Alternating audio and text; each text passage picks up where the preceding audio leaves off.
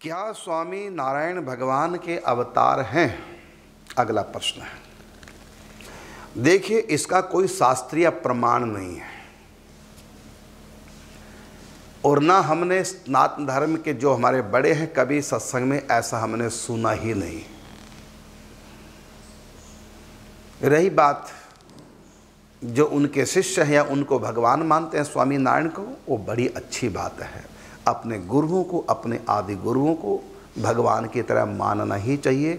भगवान का अवतार साक्षात वो भगवान है, मान लेने में कोई हर्ज नहीं है। अब वो अवतार है या नहीं है, लेकिन उनको भगवान मानने में कोई हर्ज नहीं। अपने गुरु को कहा ना, गुरुर ब्रह्मा गुरुर विष्णु गुरुर देव महेश्वर गुरुर साक्षात परब्रह्म तस्मै श्री गुरुवे नमः। अपने गुरु को भगवान मानना ही चाहिए।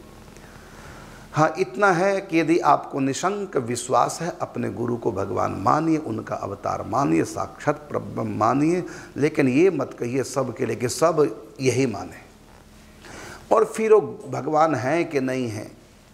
इससे ज़्यादा लाभ होगा कि वो संत हैं, गुरु हैं, उनकी हर आज्ञा का हमको पालन करना, उनके आदर्शों को हमको अपने ज़िंदगी में उतारना है और उनकी वाणी के अनुसार हमको अपना जीवन बना लेना है। इससे मैं कहता हूँ कुछ ज़्यादा लाभ हो जाएगा। अपने गुरु को या अपने आचार्यों को साक्षात भगवान माने, इससे ज़्यादा लाभ होगा। वो जिस रूप में रहे दुनिया में, उसी रूप में उनको हम स्वीकार करें, चाहे वो साक्षात भगवान है। यदि वो संत के रूप में आए हैं तो उनको संत मानो और उनकी बात मानो, कल्याण हो जाएगा। चाहे वो भगवान थे कि नहीं थे, बाद की बात, लेकिन आप पूरा अगर लाभ लेना चाहते हैं, भगवान गुरु बन के आए तो फिर गुरु मानो। भगवान उपदेश करने आए तो उनका उपदेश मानो।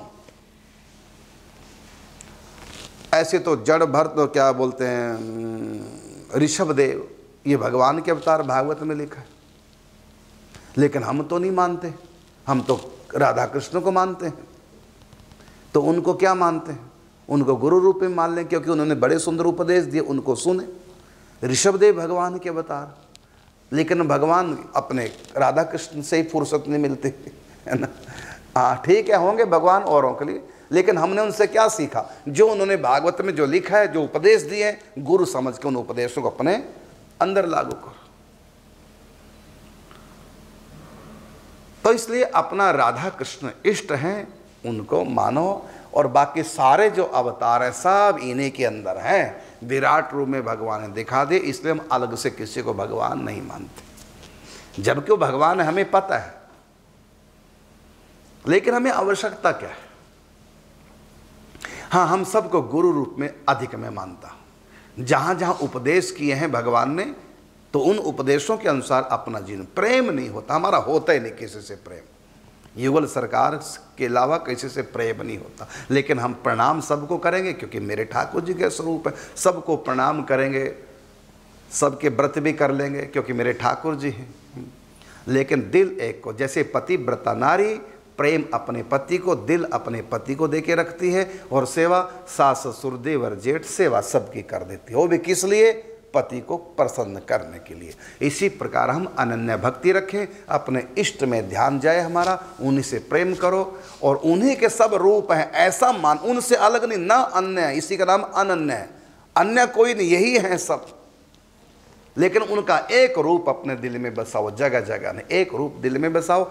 बाकी रामनवमी है, रामनवमी का व्रत भी करेंगे, राम कथा सुनेंगे, रामचरित मानस का पाठ करेंगे, बहुत अच्छी अच्छी शिक्षा है, लेकिन चित्त एक जगह बहता रहेगा कृष्ण में।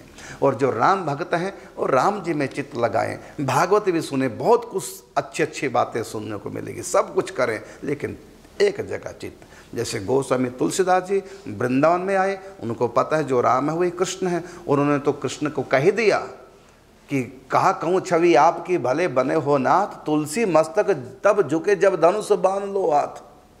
और उसी समय क्या हुआ? कित मुरली कित चंद्रिका कित गोपियन को साथ, अपने जन के कारणे कृष्ण भय रघुनाथ। तो यहाँ जब वृंदावन में गोस्वामी तुलसीदास जी आए तो भगवान कृष्ण से कहा कि आप ही राम, आप ही कृष्ण है, लेकिन मेरा जो मन है वो सब जगह राम देखता है। तो आप मेरी प्रीति को का प्रत्यक्षीकरण करो, अर्थात मेरे प्रीति को स्वीकार करो, उस रूप के मुझको दर्शन कराओ।